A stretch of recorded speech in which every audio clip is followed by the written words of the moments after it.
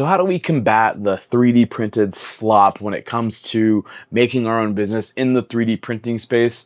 Let's talk about it. What is up, everyone? My name is basically Bensky, and if you're new here to the channel, welcome. Hi, I do 3D printing for a living. I do 3D printing, I do content creating, but also on this channel we talk about tech, we talk about small business stuff, we talk about travel even. I have an upcoming trip to San Francisco for open source. We do all of that, and if that sounds like something you're gonna be interested in, please make sure you subscribe to the channel and hit that like icon thing there because it'll help out a lot, and comment down below what kinds of things you want to know either in the 3D printing space, the small business space, or if you want to know about my fun trips coming up. Okay, so the 3D printed slop conundrum, right? This conversation comes up a ton when the market season starts popping up, when people start going to farmers markets more, when they go to swap meets more. We get people online, especially over on TikTok, which a lot of the reason I'm leaving TikTok is because I feel like it's a place for people to purposefully be toxic. Myself included sometimes. I like to go on rants and raves over there, but it's kind of what made me realize maybe I want to step away from that, is just the fact that even I was falling, victim to the whole, like, let's be toxic kind of thing. But anyways, I digress. I just see it a lot on TikTok. But whenever the market season starts, so right around March, April, we start hearing a lot more chatter online about 3D printed slop.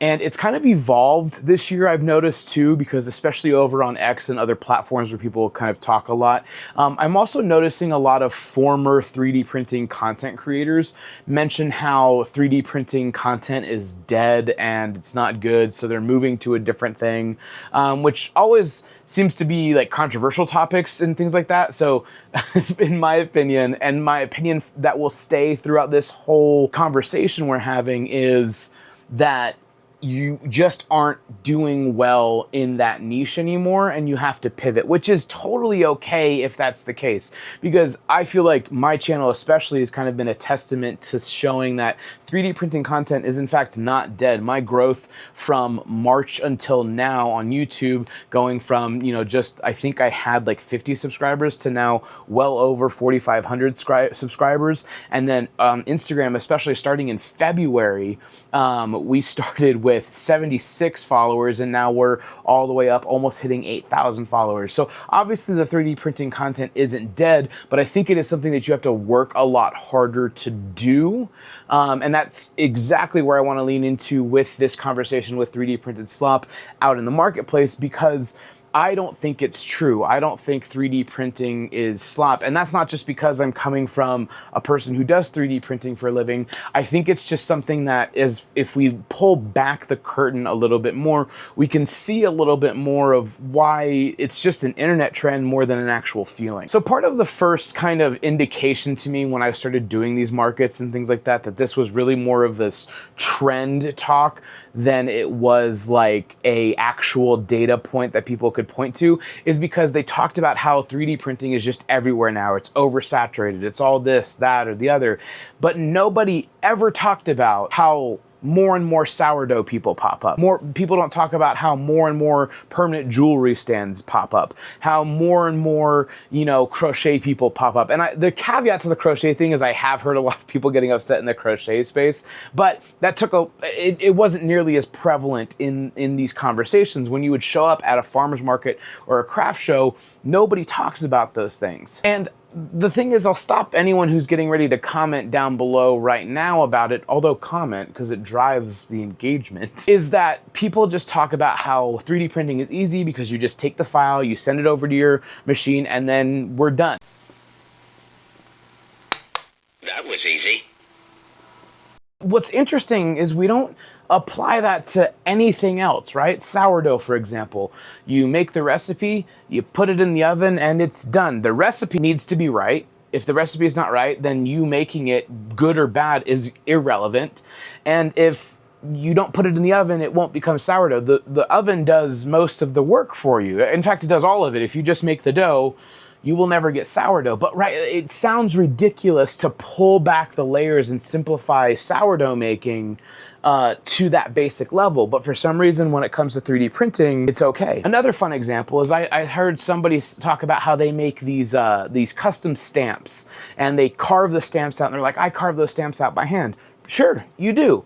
And then you repeatedly use that stamp on different mediums with different paints. You keep using the same thing over and over. You only did it one time, and then it was a repeated process after that. You've become the machine that doesn't do anything. Now, I really want to be really, really clear here. I don't feel this way about these mediums and these art ways.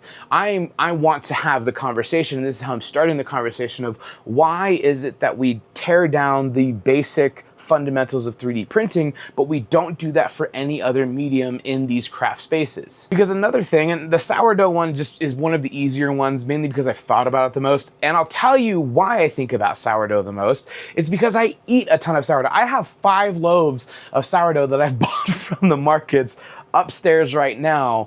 And actually, I feel like you guys don't believe me. Maybe there's not 5. There might only be 3. One second. Okay, I know why I thought there was 5, and it's because this is white bread. This is a cinnamon bread from Orpha's Amish Bread. She's amazing, by the way. Love her to death. If you're ever in Utah County, go find Orpha and get these Amish bakery goods, because I can smell it through the plastic. But anyways, I have 3 loaves of sourdough. This is a Parmesan garlic sourdough. Amazing. Make grilled cheese with that. This is a Mountain Dew sourdough. I know what you're thinking. Maybe I don't. If you thought this was amazing, you're correct. The citrus makes the sourdough more sour, and then it gives it this hint of orange, which is just to die for, which is why when he was like, hey, I have a Code Red one, I was like, absolutely. Interestingly enough, this one, since it's like Code Red's cherry, it like, you feel the cherry notes, but the sour doesn't come through as much. All that to be said, this isn't me dogging on people who make sourdough. This is just, it's an easy parallel for me to draw, because I hear these arguments about why 3D printing slop is 3D printed slop, and it applies to sourdough. Here's the example. Oh, those aren't your files, they're just a file you got on and you just put it on there. Oh, cool, you added your own colors, done. I don't know if you're aware of how old sourdough is. Can you tell me what year sourdough was invented, and then just what year the first like proper recipe came around? Like, just tell me those dates, please. Right, so the evidence points to around 1500 BCE in ancient Egypt for when sourdough was actually being made. As for written recipes, there isn't really a clear documented date. The earliest records are from the 19th century, around 1869 or so. Okay, so we don't have like a verified date, but like 1869 or during Egyptian times. My point being, no one who's making sourdough now, that it's not their recipe. It is a recipe they might have modified to make it their own. Prime example, Mountain Dew Code Red and Parmesan garlic and Mountain Dew sourdough, but it still started from a base of, like, it started from somewhere else and then they made it their own. Fundamentally, that's not different than taking a STL file that's supposed to be blue and you make it green and red. You have now made it its own thing. And that's the other crazy part, right? So people, I can feel it now in the comments. No, because it's an exact clone. Sourdough is sourdough.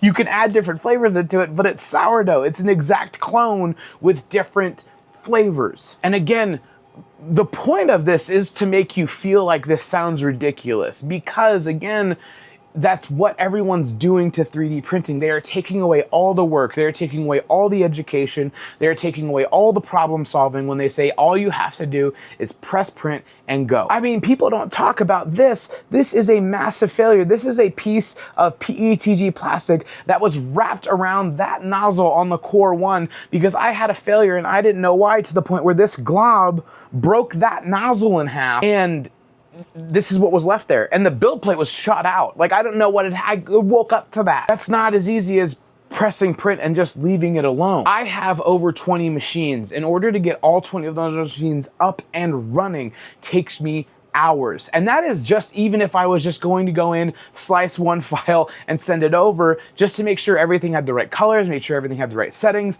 It would take hours. In fact, I am up constantly until 2 or 3 in the morning, just making sure all these printers are going. These aren't going right now because I just got back from my show and I needed to make this video so I can get it out for you guys on Thursday. Who cares about the excuses? These will be up running shortly. Now again, I can feel it. Well, we're just talking about the dragons. I don't care. People want to buy those dragons. I feel like everyone who sells 3D prints probably says the same thing. Man, I hate printing dragons, or I hate printing my Cinderwing stuff, but I keep her subscription because people still buy them. People buy dragons constantly. They are still some of my top sellers. They're always in my top 5 best sellers every single market that I do, every single time. And I know that's true for a lot of people who still print dragons. Now, there are some people who are way stronger than I am that just completely stop printing them even though they make money, and they're like, no, I'm not gonna be part of the dragon epidemic. That's great, good for you. That's not me. I'm not that guy. I'm not as strong as that guy. What also becomes even more frustrating is when I make things like this with 3D printing and people don't bat an eye and they just say, oh, that's amazing, like blah, blah, blah. And then you tell them it's 3D printed and they go, what? That's 3D printed? And it's like, yes, you can achieve this level of quality with 3D printing if you take your time, but at the same time, people don't want to buy this because I put so much time and effort into it, and they don't want to buy a 3D printed statue for $45, which is why now we sell these for $25 and people buy them. The point is, people, I feel like, need to realize that it really damages the whole persona when we talk about something being junk, because now that puts that taste in everybody's mouth, even if it's not true. Is there an issue with people who mass buy products from Temu and other places from overseas and then they sell that like they're doing it? Yeah, sure, but that's again true in every space. That even exists in the bakery space. There are people who buy bulk baked goods and then resell them, but we don't talk about that. We don't talk about the people who do that with laser engraved cutting boards. We don't do that with the people who do that with jewelry. But for some reason, we do that with 3D printing.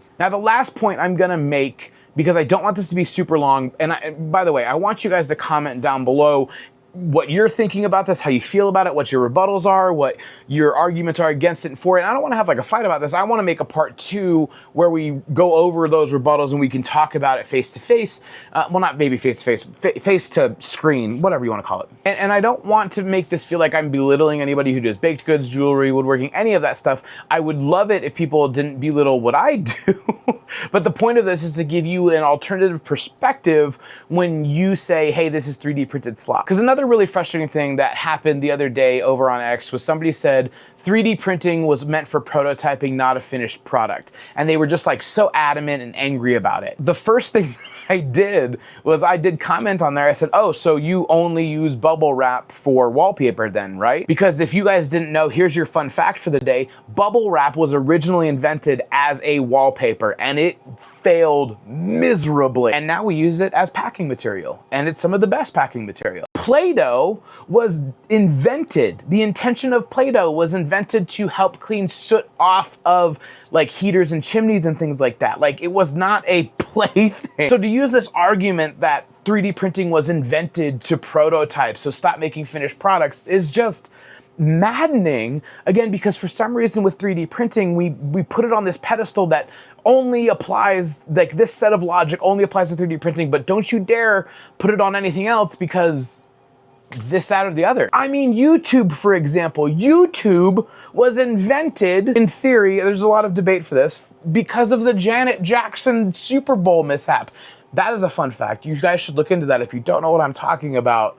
It is a wild rabbit hole that's why YouTube was technically invented. But the point is, there are so many things in our lives that we utilize for a different purpose than what it was invented for. So that argument I see floating around all the time drives me absolutely bonkers. But seriously, guys, I want you to comment down below what kinds of things, what are you feeling? Like, what do you feel like the problem is with 3D printing? Do you hate 3D printed slop showing up at farmers markets and craft shows? Do you hate, all of this different stuff in the 3D printing space? Do you believe that 3D printing should only be used for prototyping? And if you do, I genuinely want to know, are you using bubble wrap as wallpaper? Guys, again, thank you so much for all of your support, especially all of you who are now paid members of my Patreon.